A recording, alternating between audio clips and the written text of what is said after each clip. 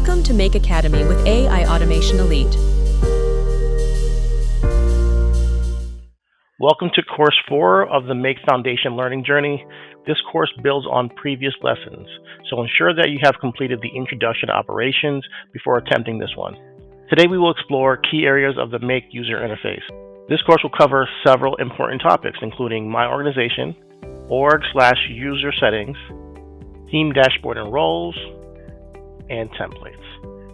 Our goal is to provide an overview of the essential tools within My Organization on the Make dashboards, which will help you as you continue your automation journey. In this unit, you'll gain an understanding of what tools are available within My Organization. While you won't be adding anything new to the scenario covered in the first two courses, I recommend staying logged in to Make so you can follow along and try things for yourself. In the previous course, we briefly covered the Organizations tab, but there are many features here that we didn't explore fully. Let's dive into those now. First, under the dashboard dropdown, it will show you the type of subscription plan you're currently on. Clicking on this will take you to the subscription where you can view additional details, including when your operations and data usage will reset. From here, you can also upgrade your account. If you're on a free or non-pay plan, this is where you can purchase additional operations. Additionally, this section shows you your current operations usage and data usage for the month. For those on a free subscription, your active scenarios will be displayed here. However, if you're on a paid plan, this section will not appear since paid accounts offer unlimited active scenarios.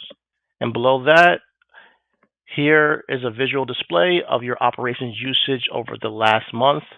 The line graph also provides an at-a-glance view of your usage. You can hover over specific points on the line graph for a more detailed summary of your operations. I encourage you to give it a try. Now let's head over to the Teams tab.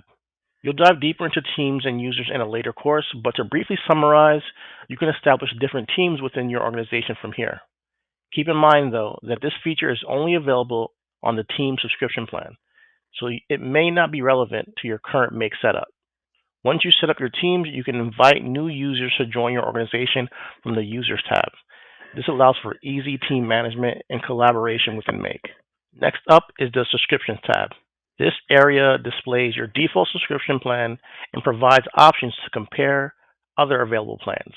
Here you can also click on My Plan, which will show you a summary of your current monthly operations, any unused operations, and your billing interval. If you received a coupon, whether to purchase more operations or get a discount on your plan, you can redeem it here. Keep in mind the organization owner must be the one to redeem the coupon, so make sure the right person handles this step. Next, let's head over to the Payments tab. If you're on a paid plan, your payment history will be displayed here, along with any coupons you've redeemed.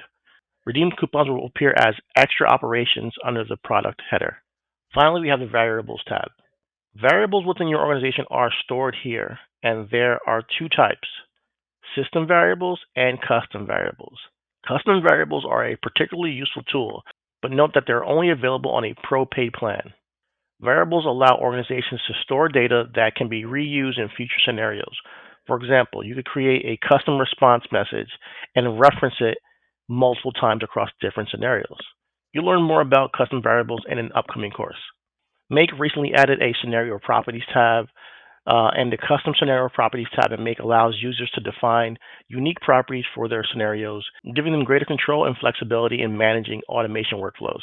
You can set specific attributes or parameters that apply to your scenarios, making it easier to track and customize each one according to its own unique requirements. And that wraps up the My Organization section in the Make user interface.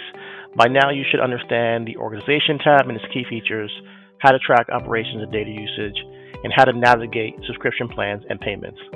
Great job. Keep up the momentum going as we continue to the next unit, where we'll explore organization and user settings in more detail.